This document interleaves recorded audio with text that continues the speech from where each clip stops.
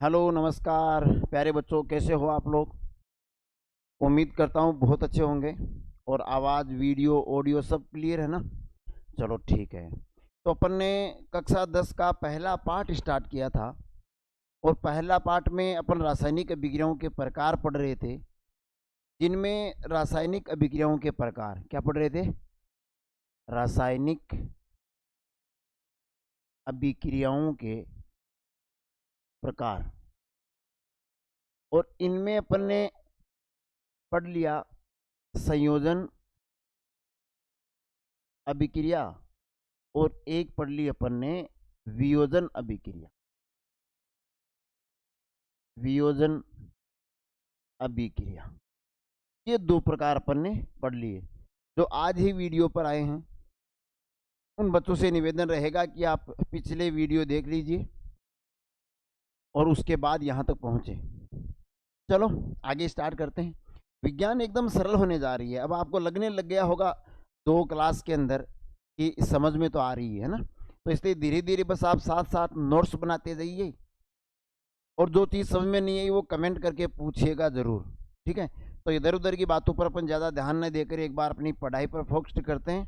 देखो, और ये और कहूँगा कि ये क्लासेस केवल कक्षा 10 के बच्चों के लिए ही नहीं, वो जो किसी भी कंपटीशन की तैयारी कर रहे हैं और जिसमें जनरल साइंस आता है, उन सब के लिए बेहद महत्वपूर्ण क्लासेज है। तो आप बिल्कुल देखिए। देखो, संयोजन और वियोजन अपन ने पढ़ लिया। आज अपन एक प्रकार पढ़ेंगे रासायनिक अभिक्रियाओं में। अभिक्रियाएं होती है उष्माक्षेपी और एक अभिक्रियाएं होती है उष्माशोषी। उष्माशोषी अभिक्रियाएं, देखिए क्या तो उष्माक्षेपी अभिक्रियाएं हैं और क्या उष्माशोषी है। इनको बोलते हैं एंडोथर्मिक और एक्सोथर्मिक करके बोलते हैं। ये एक्सोथर्मिक, ये एंडोथर्मिक, ठीक है। चलो इनको पढ़ते हैं। वे अभिक्रियाएं जिनमें अभिकारक जब उत्पाद में बदलता है तो केवल उत्पाद ही नहीं बनता, साथ में उष्मा भी बनती है, ये कहलाते हैं उष्माक्षेपी अभिक्रियाएं। और इनके विपरीत उष्माशोषी वे अभिक्रियाएं हैं जिनमें अभिकारक उष्मा ग्रहण करता है, उष्मा अवशोषित करता है, उष्मा सोखता है। यानी अभिकारक उष्मा ग्रहण करता है और फिर बदलता है उत्पाद में, फिर बदलता है उत्पाद में। अब इनकी परिभाषा कैसे होगी। परिभाषा आप ऐसे लिख सकते हो, जैसे अपने लिखा उष्माक्षेपी अभिक्रियाएं, तो इनकी परिभाषा आप लिख लीजिए पेन कॉपी में लिखे। पीछे वाले बच्चे भाई बातें नहीं, भैया सुनाई दे रहा मुझे, ऊपर वाला सब देख रहा है। देखो, तो उष्माक्षेपी अभिक्रिया हम लिखेंगे वे रासायनिक अभिक्रियाएं, वे रासायनिक अभिक्रियाएं या अभिक्रियाएं जिनमें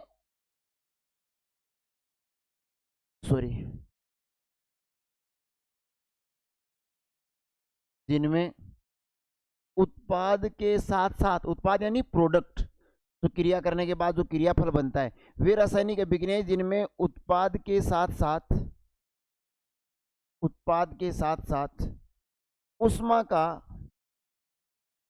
उष्मा का उष्मा का निर्माण होता है, उष्मा का निर्माण होता है, उष्माक्षेपी अभिक्रियाएं कहलाती है। वे अभिक्रियाएं जिनमें अभिकार यानी उत्पाद जब बनता है ना, तो उत्पाद के साथ साथ क्या बनती है, उष्मा। जैसे एग्जांपल करते हैं, अपन बाजार से लाए कैल्शियम ऑक्साइड, कल अपन पढ़े थे इसके बारे में। कैल्शियम ऑक्साइड, कैल्शियम ऑक्साइड जिसे बोलते हैं बिना बूझा चूना, बिना बूझा चूना। ये बाजार से अपन लाए। कड़ी समझते हो, अपने घरों में दीवारों पर जो सफेदी करते हैं उसके लिए। तो बाजार से लाए वो बिना बूझा चूना है। इसको अपन ने लाके डाल दिया पानी में, तो जैसे ही पानी में डाला तो ये बदल जाएगा बूझा हुआ चूना में। इसे बोलते हैं कैल्शियम हाइड्रोक्साइड, कैल्शियम हाइड्रोक्साइड, और साथ में बनती है उष्मा। क्या बनती है? उष्मा। अब इस अभिक्रिया में आप देखो कि अभिकारकों ने जब क्रिया करी और जब प्रोडक्ट बना तो साथ में क्या बनी? उष्मा। और उत्पाद के साथ साथ जिनमें उष्मा बने, उष्मा निकले, उनको क्या कहा जाता है? उष्माक्षेपी। क्या कहा जाता है? उष्माक्षेपी। इसको आप ऐसे समझ सकते हो, जैसे आपने एक बीकर लिया, उसमें पानी डाला, और पानी डालने के बाद अगर अपन ने उसमें बिना बूझा चूना डाल दिया, अपन थोड़ी देर बाद में उसकी सतह को छू कर देखेंगे, स्पर्श करेंगे, टच करेंगे, तो वो गिलास गर्म होगा, वो पात्र गर्म हो जाएगा। गर्म किस कारण हो जाएगा? क्या बनने के कारण गर्म हो जाएगा? उष्मा। तो वे रासायनिक अभिक्रियाएं या वे परिवर्तन या वे अभिक्रियाएं जिनमें उत्पाद बने और उत्पाद बनने के साथ साथ उष्मा का भी निर्माण हो, क्या कहलाती है? उष्माक्षेपी अभिक्रियाएं। तो ये हो गई उष्माक्षेपी अभिक्रियाएं। इसके बाद में अपन पढ़ लेते हैं उष्माशोषी अभिक्रियाएं। उष्माशोषी अभिक्रियाएं, एंडोथर्मिक। देखो सुनो, ये क्या होती है? इनमें लिखेंगे वे अभिक्रियाएं या वे रासायनिक अभिक्रियाएं जिनमें अभिकारक उष्मा यानी हीट, टेम्परेचर यानी ताप लेगा, है ना, उष्मा ग्रहण करके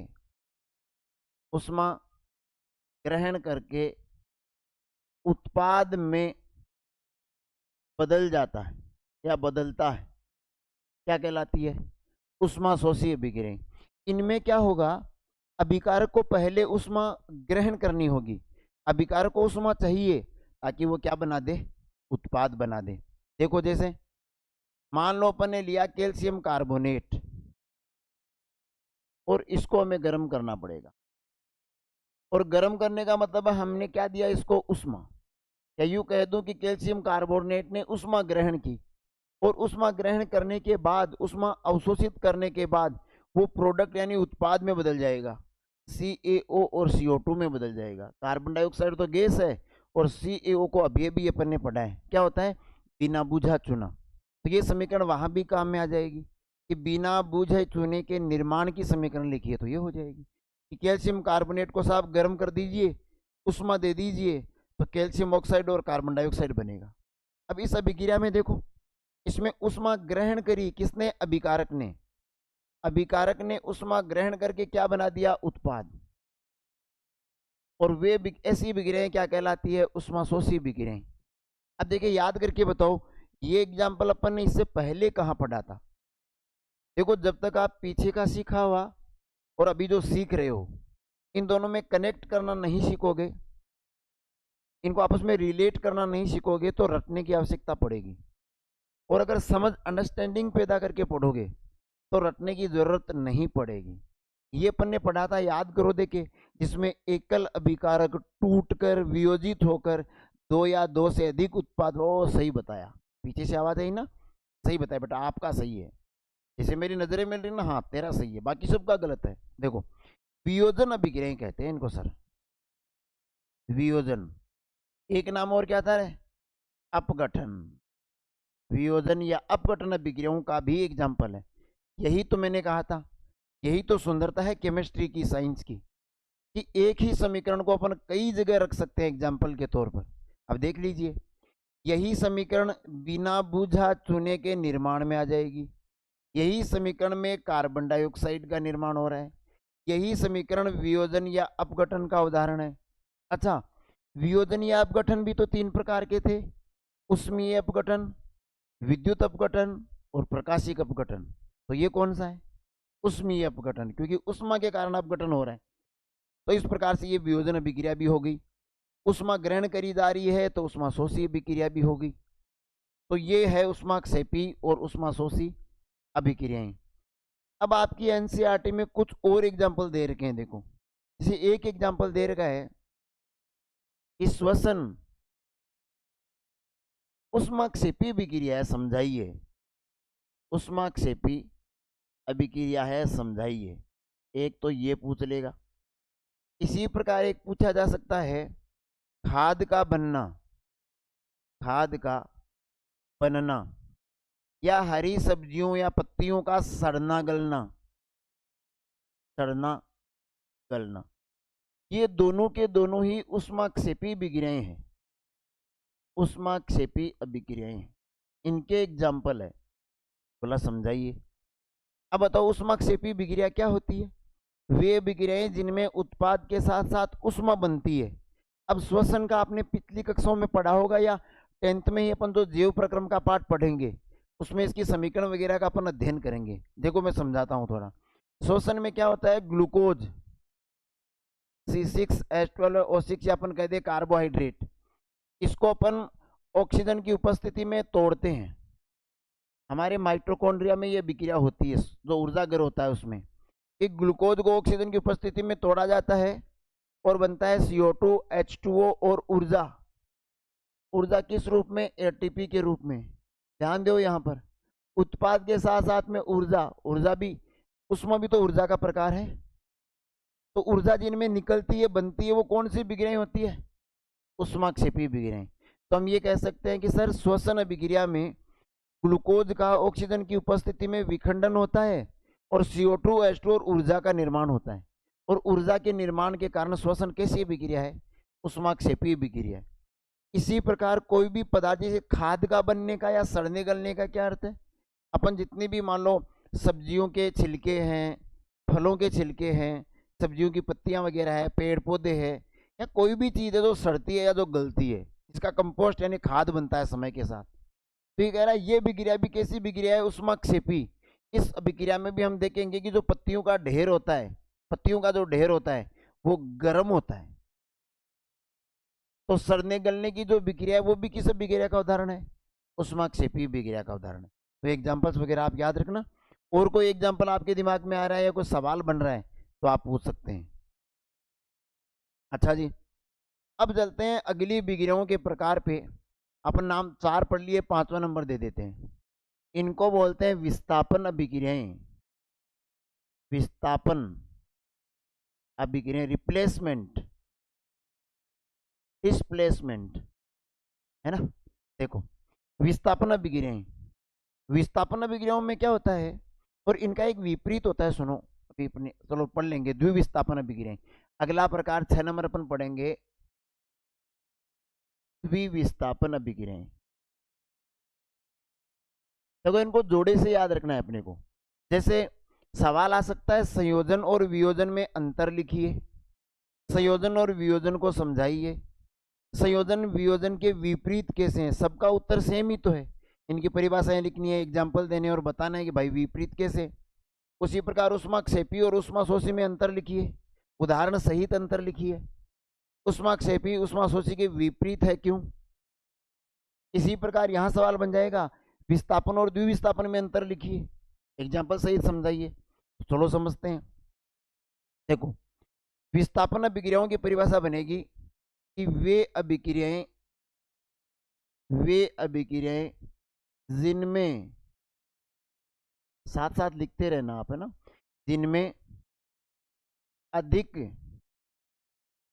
क्रियाशील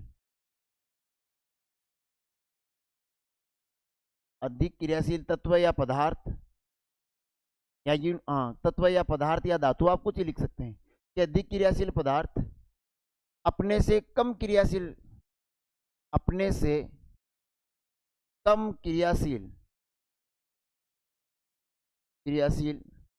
पदार्थ को, तो मैं यहाँ पदार्थ न लिख के तत्व या परमाणु लिख देता हूं।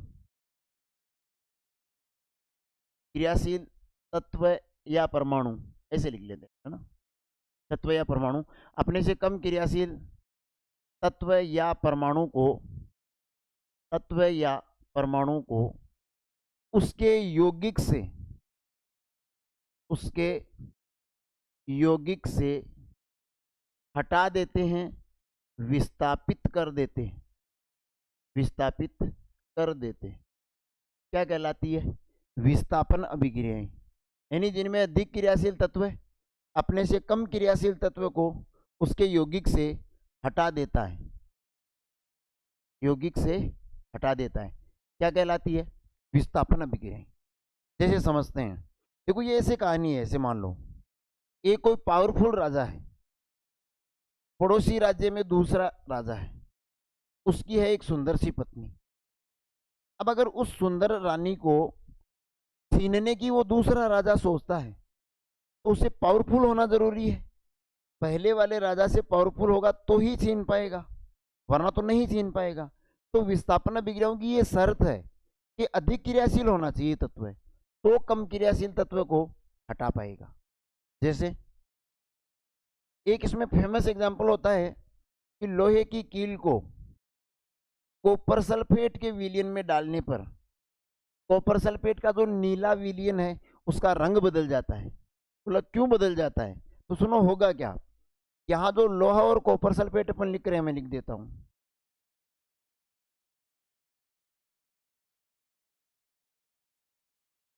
और यहाँ आयरन या लोहा लिख देते हैं कि लोहा या आयरन की कील को कॉपर सल्फेट के विलयन में डाला तो होगा क्या। लोहा है वो ज्यादा क्रियाशील है कॉपर से, लोहा कॉपर से ज्यादा क्रियाशील है। कॉपर की रानी का नाम है सल्फेट। लोहा इस रानी से शादी करना चाहता है, तो इसलिए कमजोर है कॉपर, तो ये छीन लेगा और खुद आके यहाँ जोड़ा बन जाएगा। तो क्या बन जाएगा, FeSO4 प्लस, ये Cu बेचारा अकेला रह जाएगा क्योंकि Cu से छीन लिया गया है सल्फेट। और यही अपन ने परिभाषा लिखी है कि अधिक क्रियाशील तत्व या परमाणु कम क्रियाशील तत्व या परमाणु से परमाणु को हटा देता है। कहाँ से, उसके यौगिक से। तो देखो कम क्रियाशील तत्व यहाँ पर है कॉपर, अधिक क्रियाशील तत्व या धातु है लोहा। तो लोहे ने कॉपर को सल्फेट के साथ से हटा दिया। देखो यहाँ यौगिक कौन सा था रे, कॉपर सल्फेट। कॉपर को कॉपर सल्फेट से लोहे ने हटा दिया क्योंकि लोहा ज्यादा क्रियाशील है, ज्यादा क्रियाशील है, तो हटा के बना दिया iron sulphate, iron sulphate, iron sulphate, और ये कॉपर को विस्थापित कर दिया। तो इस अभिक्रिया को देख के हमें पता लग रहा है कि सर ज्यादा क्रियाशील लोहा है, कम क्रियाशील धातु कॉपर को उसके लवण यानी विलियन से हटा दिया, और एक नया यौगिक जो आयरन सल्फेट बना है, इसके कारण वो रंग परिवर्तन आ गया, रंग परिवर्तन। क्योंकि जब पात्र में अपन ने सबसे पहले डाला था वो था कॉपर सल्फेट और उसका रंग था नीला। जैसे ही आपने लोहे की कील डाल दी तो लोहा धीरे धीरे क्या करेगा, कॉपर सल्फेट को बदलना शुरू कर देगा आयरन सल्फेट में, जिसका अपना एक रंग होता है, और उसी कारण वो रंग परिवर्तन आता है। तो यहाँ अधिक क्रियाशील धातु अपने से कम क्रियाशील धातु को उसके विलयन, उसके यौगिक से हटा देती है और एक नया पदार्थ बन जाएगा। तो ये रासायनिक अभिक्रिया हो गई। और कौन सी अभिक्रिया हो गई, विस्थापन। अब दिमाग में सवाल आएगा कि सर हमें क्या पता चलेगा कि कौन ज्यादा क्रियाशील है और कौन कम क्रियाशील है। इसके लिए अपना जो तीसरा पार्ट है धातु और अधातु वाला, उस पार्ट के अंदर अपन लोग इस चीज को समझेंगे। वहां धातुओं को उनकी क्रियाशीलता के क्रम में रखने को बोलते हैं सक्रियता श्रेणी। और वो सक्रियता श्रेणी ये बताती है कि कौन सी धातु ज्यादा क्रियाशील है और कौन सी धातु कम क्रियाशील है। जैसे सबसे अधिक धातु क्रियाशील धातु में आ जाएगा सोडियम, पोटेशियम, ये सबसे कम में आ जाएगा सोना, चांदी, ये कॉपर वगैरह। मध्य में ये आ जाएंगे आयरन वगैरह, जिंक वगैरह। तो वो अपन वहां देख लेंगे। पर अभी आप बस इतना याद रखो कि अधिक क्रियाशील धातु या तत्व अपने से कम क्रियाशील तत्व या परमाणु या धातु को उसके यौगिक से हटा देते हैं, और हटाने को, विस्थापित करने को कौन सी अभिक्रिया बोलते हैं, विस्थापन अभिक्रिया। और यहाँ देखो ये आयरन लोहे की कील को कॉपर सल्फेट के विलयन में डालने पर जो रंग परिवर्तन आया है उसका अपन ने एग्जाम्पल पढ़ा। अब बोर्ड में क्या करता है कि या तो दे देगा ऐसे, या इसी को घुमा कर देखो क्या करेगा। अब बच्चे जल्दबाजी कर जाते हैं कि वो सॉरी नई नई पेंटिंग बनेगी, आदत बनेगी ना तब तक। देखो जैसे ये समीकरण आ गई और बच्चों को कहे कि यहाँ आगे इसको पूरा करो सर। अब क्या तुम लोगों को थोड़ा सा, और ये तो राजा रानी वाला खेल है, चलो हटा देते हैं, तो तुम क्या करते हो, इस अभिक्रिया को ऐसे कर दोगे, और ये गलत हो जाएगी सर। नहीं होती ऐसे, गलत हो जाएगी।